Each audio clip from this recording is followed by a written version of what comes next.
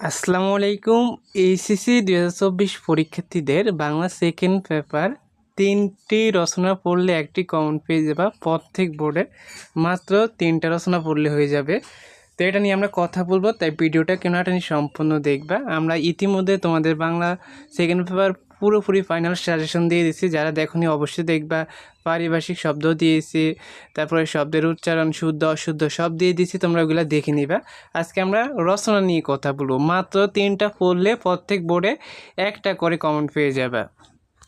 1 নম্বরে দেখো, মাদকাসক্তি ও তার প্রতিকার।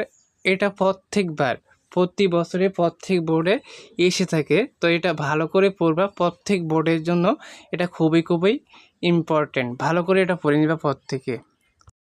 2 নম্বর, মানব কল্যাণে বিজ্ঞান।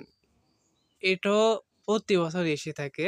মানব কল্যাণে বিজ্ঞান বা দৈনন্দিন জীবনে বিজ্ঞান বা বিজ্ঞান ও প্রযুক্তি বা বিজ্ঞানের জয়যাত্রা, যেটাই বলুক এটা একটা পড়লেই হয়ে যাবে।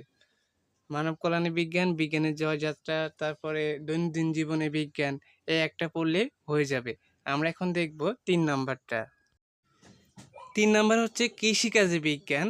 তো এই 3টা রচনা ভালো করে পড়লে তোমরা প্রত্যেক বোর্ডে কমপক্ষে একটি করে রচনা কমন পেয়ে যাবে।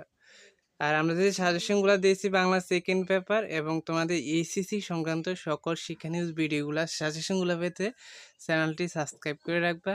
ধন্যবাদ সবাইকে। আল্লাহ হাফেজ।